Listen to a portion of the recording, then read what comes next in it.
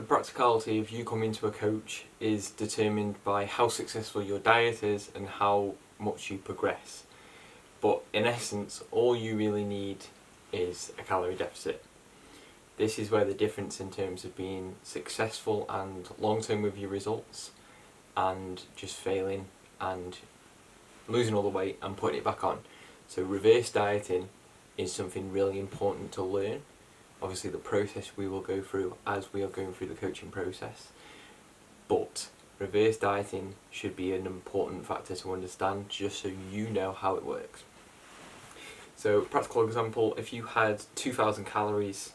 as your maintenance calories, so that's the amount of calories that you burn per day, and I said okay great, we're going to go down to 1,200, you are naturally going to lose weight because the body will have this 1,200 and be like, oh, I need to go somewhere else for my energy stores, so it will then take more from the body,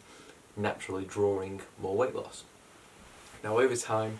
your body will grow to adapt to need just that 12,000 calories,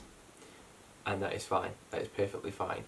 However, long term, when you are through your dieting phase and you want to go back to, potentially going back to your normal eating phase after saying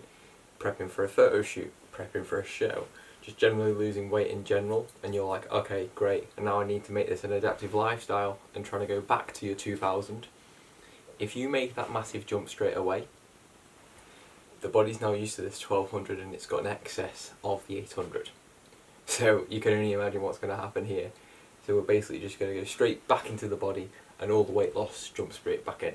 This is why about 80% of people will fail a diet, because they don't understand how to rebound from when they've reached the point of what they want. So a reverse diet would be essentially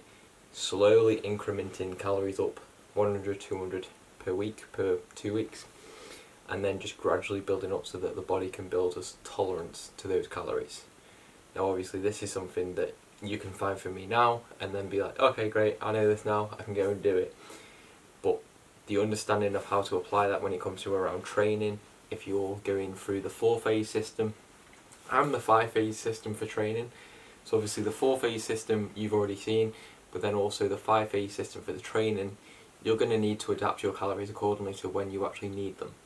So obviously that is more towards a performance aspect, but we need to make sure that everything's understood, and that's why we do what we do. So the slow increments and increases back up is what's going to help us stay at the position we want,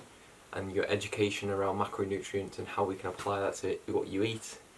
is going to create long-lasting results in terms of body composition, performance and everything else.